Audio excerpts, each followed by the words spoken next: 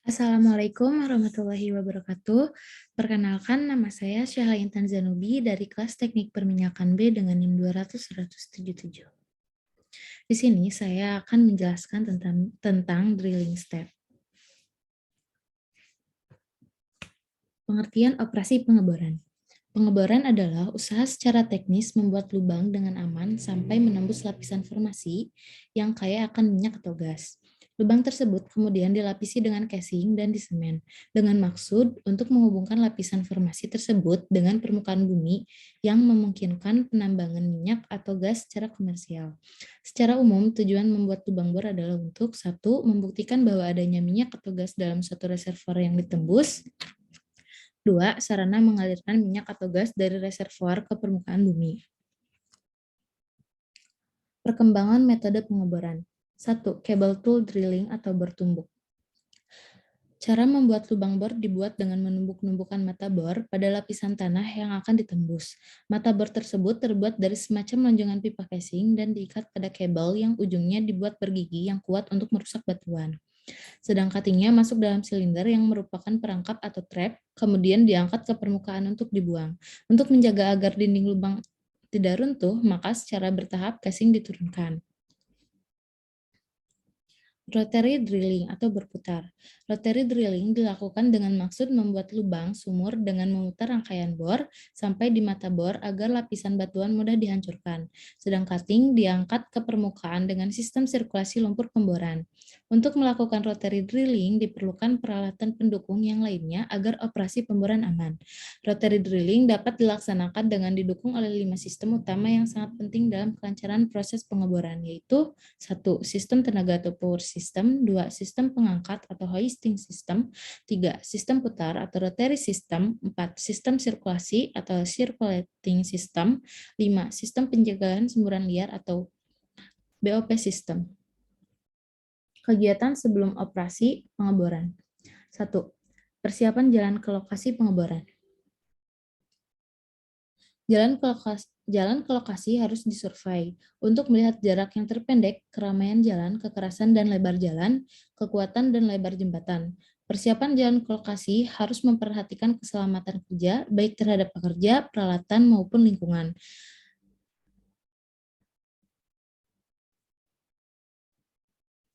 Persiapan lokasi.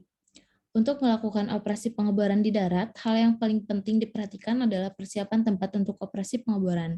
Sedangkan di laut harus memperhitungkan luas anjungan yang dipakai serta mempergunakan tempat seefisien mungkin karena luasnya yang sangat terbatas. Persiapan lokasi pengeboran darat meliputi meratakan lokasi, pergeseran lokasi, membuat kolam-kolam penampung, dan membuat kolar. Lokasi pengeboran dibuat rata untuk mempermudah pekerjaan-pekerjaan dalam menempatkan peralatan-peralatan di lokasi. Lokasi pengeboran yang dipersiapkan minimum adalah dengan radius 50 meter. Lokasi pengeboran terutama di sekitar titik lokasi harus dikeraskan karena harus menahan peralatan pengeboran yang sangat berat. Konstruksi lokasi harus memperhitungkan berat peralatan yang akan dipasang di atasnya.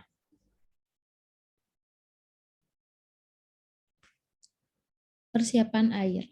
Air merupakan bahan yang digunakan untuk membuat lumpur pengeboran, membuat kemen slurry, dan untuk keperluan sehari-hari. Untuk itu, perlu disurvei terlebih dahulu sumber air yang terdapat di lokasi atau di sekitar lokasi. Sumber air dapat dari sungai, danau, dan rawa-rawa. Kalau persediaan sumber air permukaan tidak mencukupi, maka perlu melakukan pengeboran air tanah. Dan apabila tidak ditemukan sumber air di lokasi, maka air diangkut ke lokasi dengan menggunakan mobil-mobil tangki. Setelah sumber air disiapkan, selanjutnya pemasangan saluran-saluran air dan pompa. Biasanya persediaan air disimpan dalam suatu tangki yang besar di sekitar lokasi pengeboran. Persiapan peralatan pengeboran. Berdasarkan target yang akan dibor, perlu dipersiapkan peralatan pengeborannya. Peralatan pengeboran harus dipersiapkan terhadap problem yang mungkin akan dihadapi. Peralatan yang disiapkan didasarkan kepada kedalaman dari target, dapat direncanakan ukuran dan kapasitas menara yang akan digunakan. Berdasarkan tekanan formasi yang akan dihadapi, dipersiapkan blowout preventer yang sesuai. Selain dari peralatan, perlu juga dipersiapkan material yang akan digunakan untuk operasi pengeboran. Misalnya material-material mud, pengeboran, dan material untuk penyimpanan. Transportasi. Pengiriman peralatan pengeboran bisa dilakukan melalui jalur darat, air maupun udara, tergantung lokasi penyebarannya. Tergantung lokasi pengeborannya. Alokasi transportasi melalui darat dan laut. Transportasi melalui darat, pengiriman peralatan melalui darat biasanya dilakukan dengan menggunakan trailers. Untuk daerah tertentu, misalnya padang pasir, pengiriman peralatan dengan cara skidding, yaitu penarikan rig secara utuh ditempatkan pada plat baja yang datar yang dibawahnya dilengkapi dengan roda yang terbuat dari besi. Kemudian rig ini ditarik dengan bulldozer.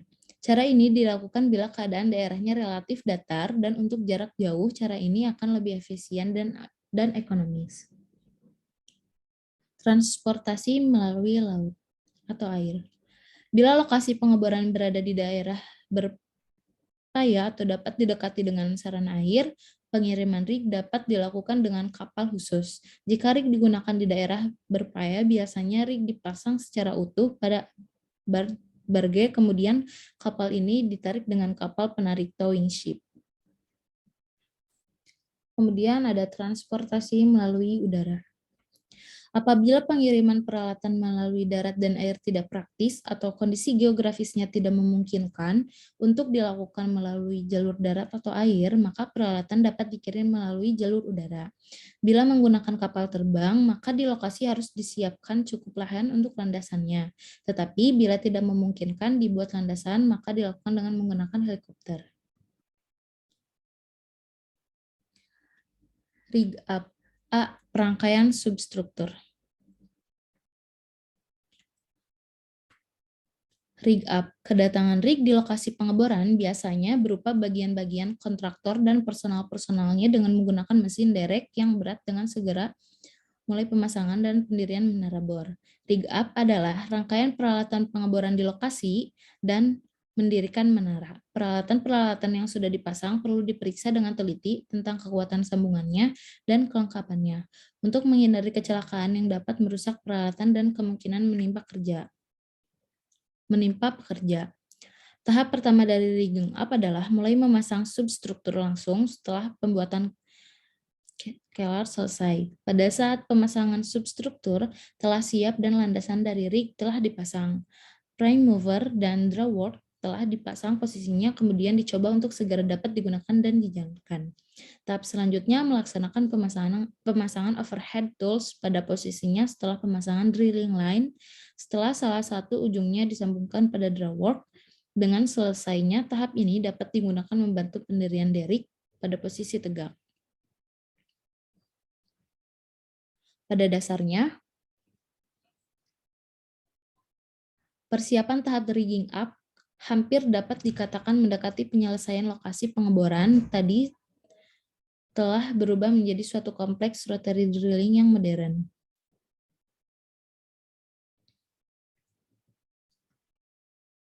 Jenis-jenis pengeboran. Setelah dilakukan penentuan titik pengeboran dan pemetaan lokasi, kemudian dilakukan pengeboran. Pembagian pengeboran dan minyak dan gas bumi dibedakan berdasarkan A. Tujuan pengeboran, B. Lokasi pengeboran, dan C. Berdasarkan bentuk lubang. Berdasarkan tujuan pengeboran. Jenis pengeboran ini didasarkan pada tujuan yang akan dicapai dalam melakukan operasi pengeboran. Berdasarkan tujuannya, pengeboran dibagi menjadi pengeboran eksplorasi, pengeboran deliniasi, pengeboran eksploitasi. Pengeboran eksplorasi. Tujuan pengeboran eksplorasi ini adalah untuk membuktikan ada tidaknya suatu cekungan mengandung minyak dan atau gas bumi. Pada permulaan pengeboran ini, data-data pengeboran yang akurat belum tersedia, sehingga memerlukan perencanaan yang tepat dengan memperhitungkan kemungkinan masalah yang terjadi selama proses operasi pengeboran. Selain itu, diperlukan pengamatan yang teliti selama proses pengeboran dilakukan karena kedalaman lapisan batuan yang memiliki sifat-sifat batuan berbeda yang ditembus oleh mata bor belum diketahui. Data-data sifat batuan yang diamati perlu dicatat sesuai kedalamannya. Pada kenyataan, kedalaman akhir yang dituju dalam pengeboran masih berubah. Hal ini bisa diamati pada data serbuk bor serta data logging. Oleh karena itu, konstruksi sumur yang meliputi desain casing, penyemanan, mud, bit, dan material lainnya menyebabkan biaya pengeboran lebih mahal. Sumur eksplorasi sering disebut sebagai sumur wildcat. Artinya, selama operasi pengeboran akan didapati banyak masalah pengeboran yang akan ditemukan yang mengakibatkan waktu lebih lama dan biaya lebih mahal. Dikarenakan tujuan pengeboran eksplorasi adalah untuk mendapatkan data seakurat mungkin, pada umumnya pengeboran eksplorasi dilakukan pertama kali. Titik lokasinya berada di atas puncak suatu perangkap reservoir yang berbentuk anticline.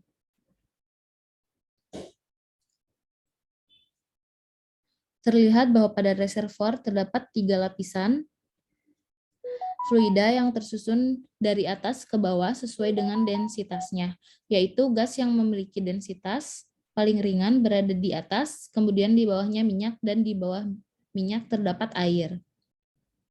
Pertama kali pengeboran menembus reservoir akan melalui zona mengandung gas dan kemudian melalui zona minyak di bawahnya, dan akan menembus zona air. Secara umum, di bawah lapisan minyak terdapat air sebagai batas bawah suatu reservoir minyak.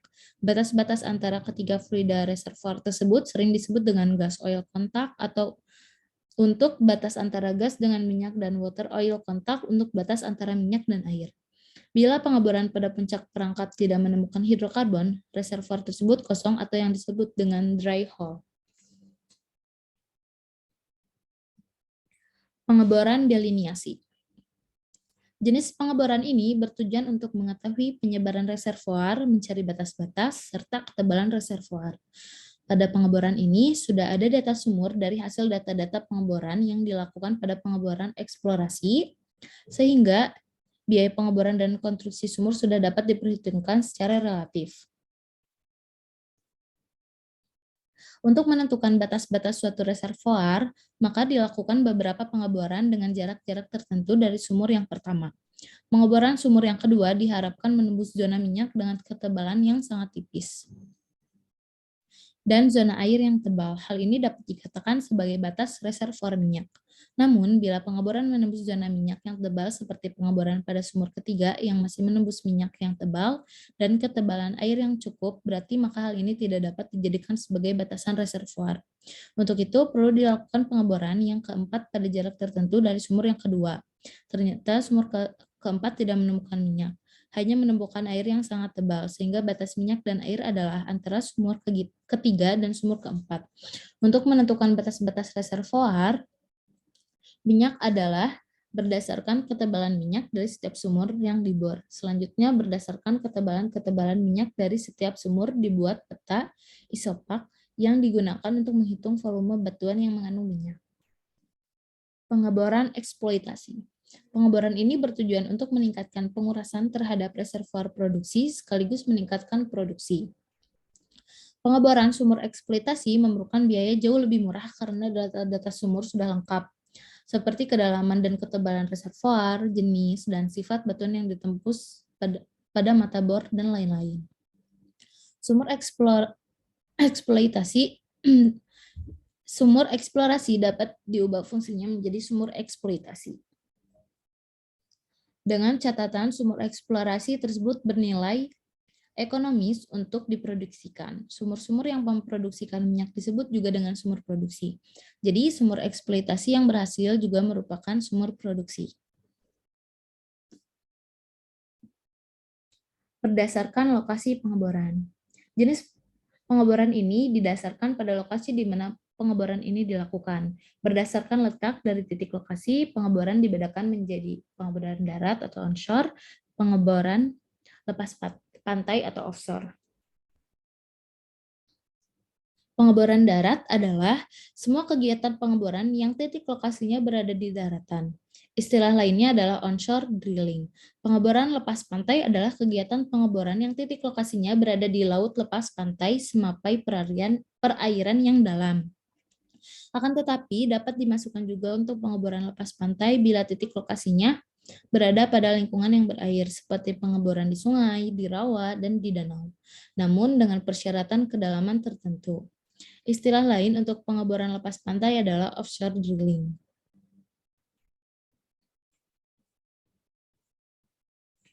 Berdasarkan bentuk lubang. Jenis pengeboran ini didasarkan pada bentuk lubang yang dibuat atau dibentuk pada operasi pengeboran yang dilakukan. Berdasarkan bentuk lubangnya, pengeboran dibagi menjadi dua, yaitu pengeboran tegak atau straight hole drilling dan pengeboran berarah atau directional dan horizontal drilling. Pengeboran lurus atau pengeboran tegak. Pengeboran lurus disebut juga dengan pengeboran vertikal atau straight hole drilling. Artinya pengeboran yang dilakukan mulai dari titik lokasi di permukaan, lubang dipertahankan lurus vertikal sampai ke titik target. Pengeboran yang digolongkan dalam pengeboran lurus atau straight hole drilling adalah bila memenuhi persyaratan seperti pengeboran masih dalam satu kerucut dengan sudut 5 derajat, untuk ketinggian kerucut 10.000 feet. Kerucut ini dibentuk dari titik awal pengeboran di permukaan sampai kedalaman mencapai 10.000 feet dengan kemiringan kerucut sebesar 5 derajat. Selama lubang yang dibentuk pada operasi pengeboran yang dilakukan masih berada di dalam lingkup kerucut tersebut, maka pengeboran ini termasuk pengeboran lurus atau straight hole. Lubang boleh membelok asal dogleg maksimum adalah 3 derajat per 100 feet. Pada kenyataannya, lubang tidak mungkin bisa dipertahankan selurus mungkin. Hal ini dikarenakan kondisi lapisan batuan yang memiliki sifat-sifat yang berbeda sehingga akan berpengaruh pada kondisi lubang pengeboran. Sehingga lubang pengeboran akan sedikit membelok atau sering dinamakan dogleg. Hal ini diperbolehkan, asalkan pembelokannya tidak melebihi 3 derajat per 100 feet dan selama berada pada kerucut seperti penjelasan yang tadi. Jika lubang sumur yang dibuat masuk ke dalam kerucut seperti di gambar ini, maka jenis pengeborannya termasuk kelompok straight hole drilling. Apabila doglegnya lebih kecil dari 300 derajat per 100 feet, tapi lubang sumur keluar dari kerucut seperti gambar ini, maka jenis pengeborannya bukan lagi termasuk kelompok straight hole drilling. Pengeboran berarah atau horizontal. Di dalam melakukan pengeboran suatu formasi, selalu diharapkan pengeboran dengan lubang lurus atau vertikal atau straight hole. Karena pengeboran dengan lubang yang lurus atau vertikal, selain dalam operasinya lebih mudah, juga pada umumnya biasanya menjadi lebih murah. Namun karena kondisi tertentu, pengeboran vertikal tidak bisa dilakukan, oleh karenanya perlu dilakukan pengeboran yang bisa diarahkan sesuai kondisi tersebut. Pengeboran yang dilakukan dengan cara mengarahkan lubang bisa disebut dengan pengeboran berarah atau pengeboran horizontal. Beberapa faktor penyebab dilakukannya pengeboran berarah atau horizontal adalah geologi, dan pertimbangan ekonomi.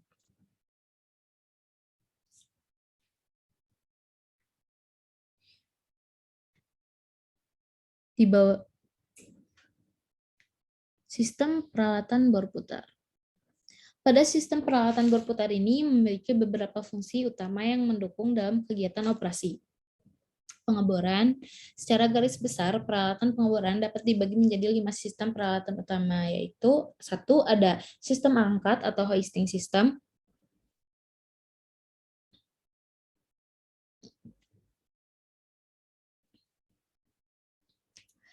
Struktur pendukung atau supporting struktur. Supporting struktur berfungsi untuk menyangga peralatan-peralatan pengeboran dan juga memberi ruang yang cukup bagi operasi pengeboran. Supporting struktur terdiri dari drilling tower, derrick atau mast, substruktur, dan rig floor. Sistem putar atau rotary system. Fungsi utama dari sistem putar adalah untuk memberikan putaran pada rangkaian pipa bor dan juga memberikan beratan pada pahat dalam mengebor suatu formasi. Putaran bersumber dari putaran rotary table apabila menggunakan Kelly atau dari putaran motor pada top drive. Tidak menggunakan Kelly karena dia sistem terbaru. Besarnya putaran yang diinginkan biasanya disebut dengan rotation per minute, RPM. Besarnya beban rangkaian pemboran akan memberikan beratan yang berguna untuk membantu mata bor dalam pemecahan batuan pada saat operasi pengeboran berlangsung. Beban ini sering dinamakan dengan weight on beat, WOB. Dengan kombinasi RPM dan WOB yang tepat akan menghasilkan kecepatan pengeboran yang optimum. Rate of penetration optimum.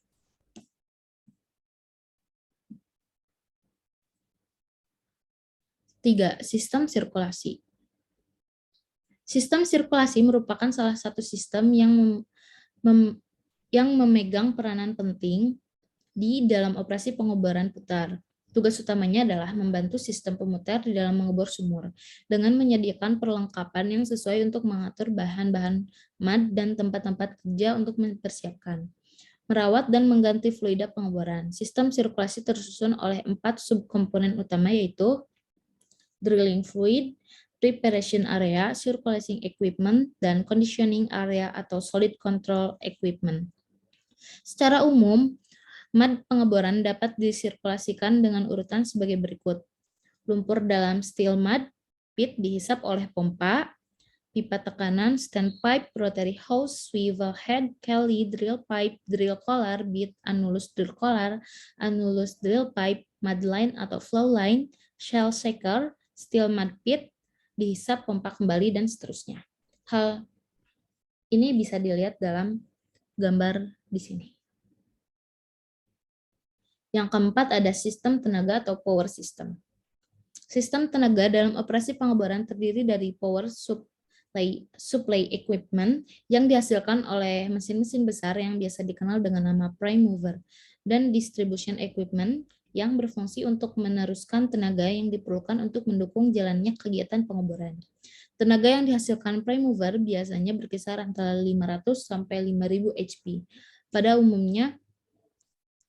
Pada umumnya, suatu operasi pengeboran memerlukan 2 atau 3 buah mesin. Sedangkan untuk pengeboran yang lebih dalam memerlukan tenaga yang lebih besar, sehingga prime mover yang diperlukan dapat mencapai 4 unit. Prime mover sebagai sistem daya penggerak harus mampu mendukung keperluan fungsi angkat, putar, pemompaan, penerangan, dan sebagainya. Dengan demikian, perencanaan dan pemilihan tipe dan jenis prime mover yang dipergunakan harus memperhatikan hal tersebut.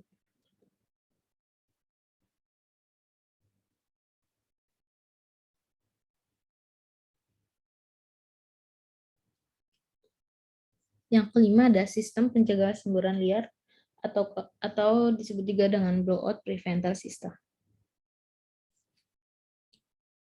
Lumpur pengeboran merupakan pencegah semburan liar blowout yang utama atau primer. Sedangkan blowout preventer sistem merupakan pencegah blowout sekunder. Apabila kick sudah terjadi, segera penutupan sumur sesuai prosedur, kemudian dilakukan sirkulasi untuk mematikannya. Blowout merupakan hambatan dalam operasi pengeboran yang paling banyak menimbulkan kerugian. Semburan liar atau blowout ini adalah peristiwa mengalirnya fluida formasi dari dalam sumur secara tidak terkendali. Kejadian ini didahului dengan masuknya fluida formasi ke dalam lubang bor. Lalu peristiwa masuknya fluida formasi ke dalam lubang bor ini tidak terkendalikan, yang disebut dengan well kick. Bila well kick tidak dapat diatasi, maka dapat terjadi semburan liar. Penyebab terjadinya well kick adalah karena tekanan di dalam lubang bor lebih kecil dari tekanan formasi yang disebabkan oleh lubang bor tidak penuh, swabbing sewaktu trip, lumpur yang kurang berat, atau loss circulation.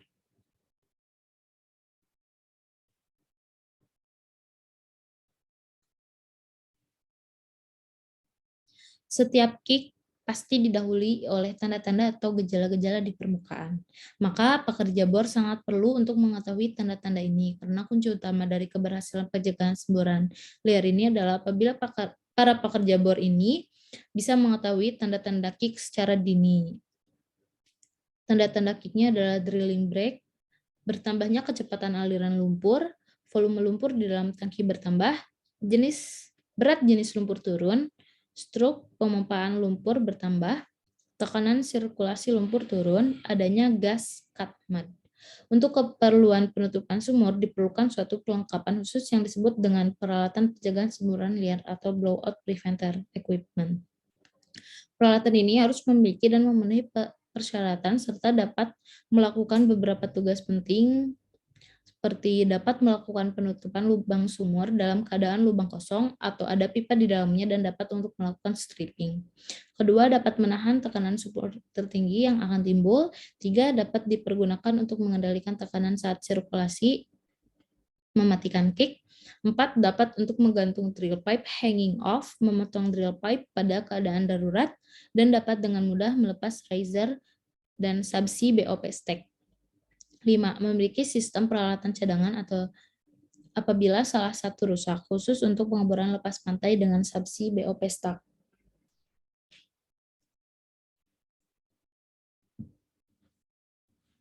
Casing dan cementing. Casing adalah suatu pipa baja yang dirancang khusus untuk digunakan pada sumur minyak dan gas maupun panas bumi. Casing perlu diukur dengan teliti sesuai dengan spesifikasinya agar saat digunakan dapat melakukan fungsinya dengan baik di dalam sumur. Pada umumnya, jenis-jenis casing yang dipakai ada conductor casing, surface casing, intermediate casing, production casing, dan liner.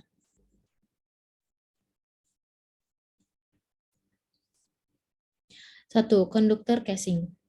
Merupakan casing yang pertama kali dipasang berukuran 16 sampai 30 inch ditumbuk atau dipasang sampai kedalaman 40 sampai 1.500 feet. Disemen sampai permukaan dengan semen api kelas A, C, G, atau H dengan aselator. Cara pemasangannya disesuaikan dengan kondisi formasinya. Jika formasinya cukup kompak, maka bisa dilakukan dengan mengebornya, namun jika lemah, maka bisa dilakukan dengan menumbuknya. 2. Surface casing. Casing ini dipasang setelah konduktor casing. Ukuran pipanya 7 sampai 20 inch. Dapat dipasang hingga kedalaman 4.500 feet, disemen sampai ke permukaan atau sampai ke shock dan dilakukan tes tekanan casing dan tekanan shock. Casing ini memiliki beberapa fungsi antara lain memperpanjang integritas hidrolika, melindungi lapisan freshwater, tinggi atau rendah tekanan lubang sumur, dan erosi hidrolika. Intermediate casing.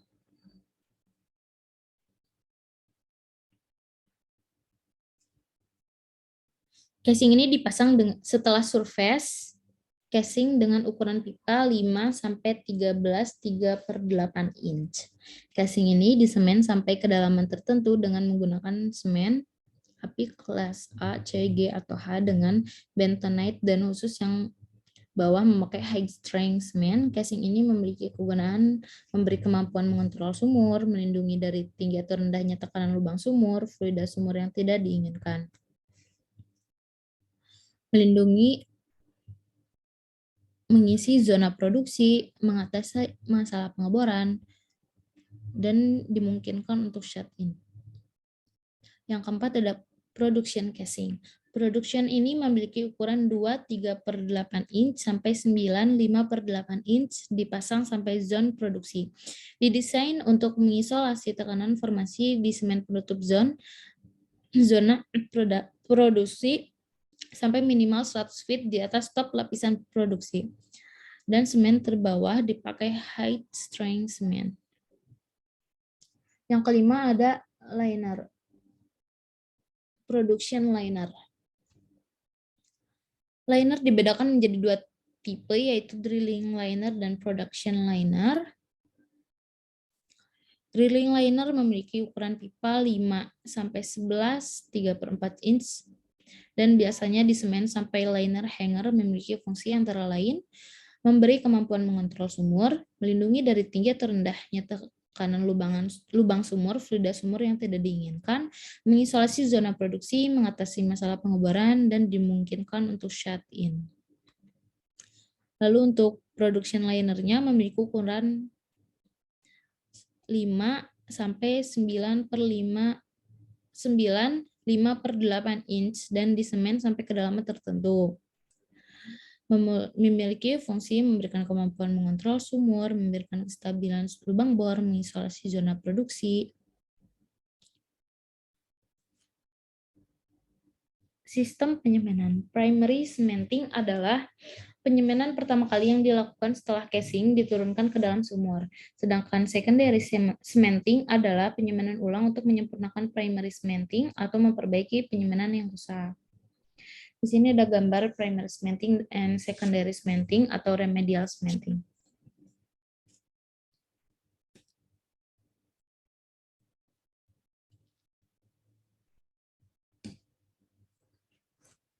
Pada umumnya, operasi penyemanan bertujuan untuk melekatkan casing pada dinding lubang sumur, melindungi casing dari masalah mekanis waktu operasi pemboran, seperti getaran, melindungi casing dari fluida formasi yang bersifat korosi, dan untuk memisahkan zona yang satu terhadap zona yang lain di belakang casing.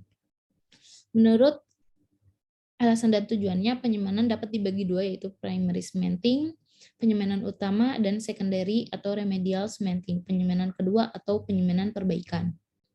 Primary cementing adalah penyemanan pertama kali yang dilakukan setelah casing diturunkan ke dalam sumur, sedangkan secondary cementing adalah penyemanan ulang untuk menyempurnakan primary cementing atau memperbaiki penyemanan yang rusak. Yang pertama ada primary cementing. Penyemanan casing pada dinding lubang sumur dipengaruhi oleh jenis casing yang akan disemen. Penyemanan konduktor casing bertujuan untuk mencegah terjadinya kontaminasi fluida pemboran atau mud pemboran dengan formasi. Penyemanan surface casing bertujuan untuk melindungi air, tanah agar tidak tercemar dari fluida pemboran. Memperkuat kedudukan surface casing sebagai tempat dipasangnya alat BOP atau blowout preventer. Untuk menahan beban casing yang terdapat di bawahnya dan untuk mencegah terjadinya aliran fluida pemboran atau fluida formasi yang akan melalui surface casing. Penyemanan intermediate casing bertujuan untuk menutup tekanan formasi abnormal atau untuk mengisolasi daerah loss circulation. Penyemanan production casing bertujuan untuk mencegah terjadinya aliran antar formasi ataupun aliran fluida formasi yang tidak diinginkan yang akan memasuki sumur. Selain itu, untuk mengisolasi zona produktif yang akan diproduksikan fluida formasi, perforated completion, dan juga untuk mencegah terjadinya korosi pada casing yang disebabkan oleh material korosif. Yang kedua ada secondary cementing atau remedial cementing setelah operasi usus semen dilakukan seperti semen bond logging dan variable density logging. Kemudian didapati kurang sempurnanya atau ada kerusakan pada primary cementing, maka dilakukanlah secondary cementing dan dilakukan juga apabila pengeboran gagal mendapatkan minyak dan menutup kembali zona produksi yang diperforasi. Secondary cementing adalah antara lain adalah squeegee cementing dan rig cementing. Operasi squeegee dilakukan selama operasi pemboran berlangsung. Kompresi maupun pada saat workover, squeegee cementing bertujuan untuk mengurangi water oil ratio, water gas ratio atau gas oil ratio. Lalu kedua menutup formasi yang sudah tidak lagi produktif, menutup zona loss circulation, memperbaiki kebocoran yang terjadi di casing. Re-cementing dilakukan untuk menyempurnakan primary cementing yang gagal dan untuk memperluas perlindungan casing di atas top semen.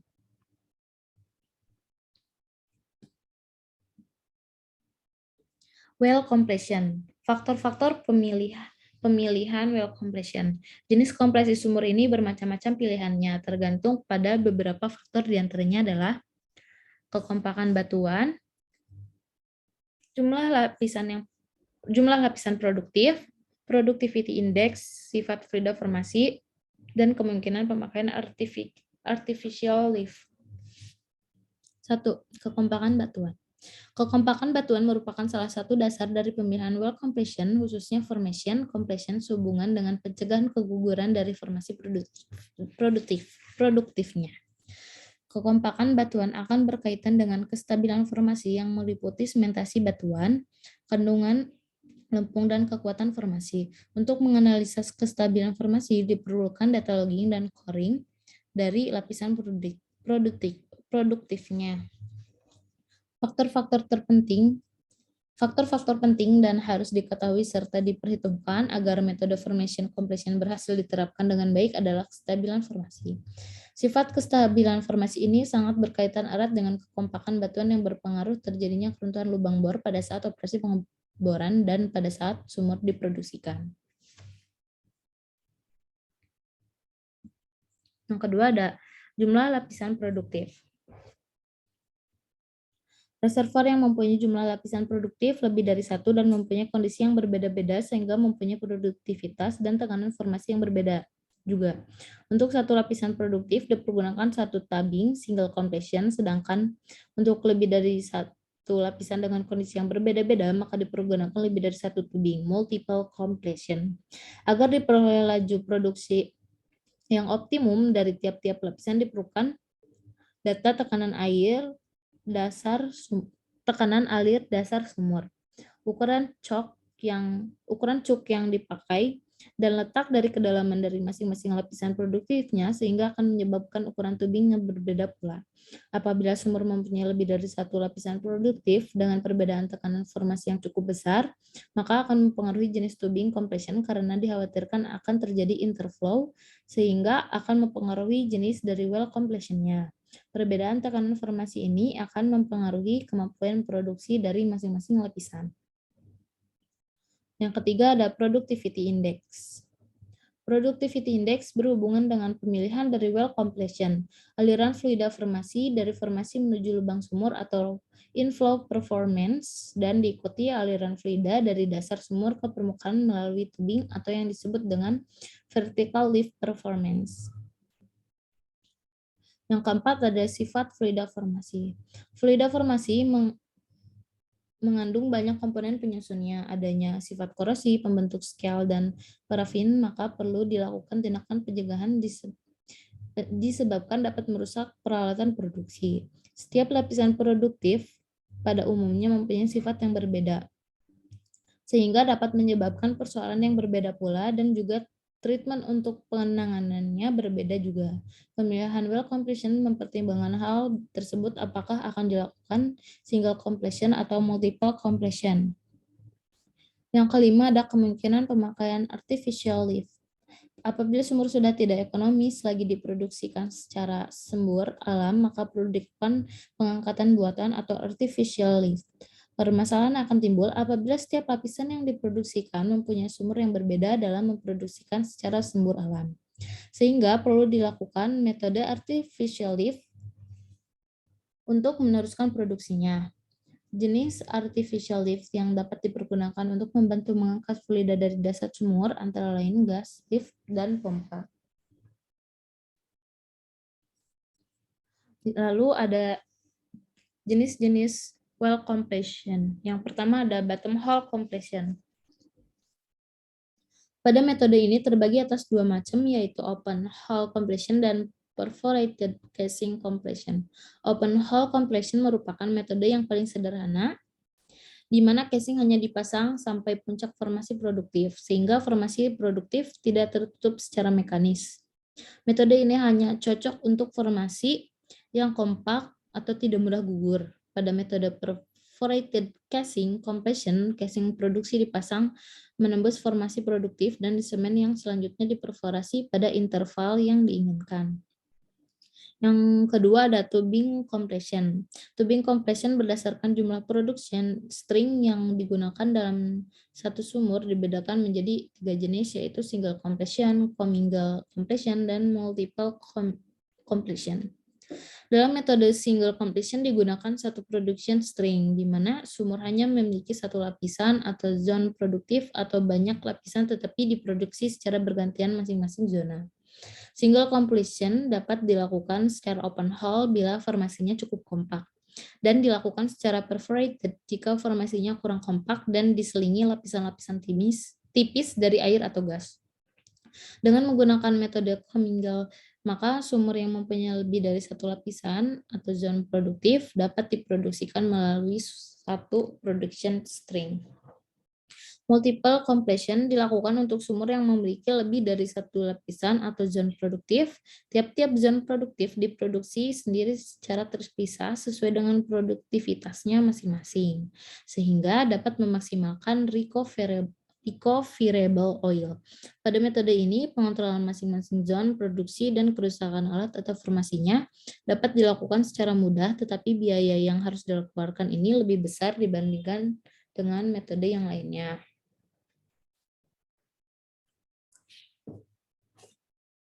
Demikian penjelasan dari saya. Mohon maaf bila ada banyak salah kata. Terima kasih. Wassalamualaikum warahmatullahi wabarakatuh.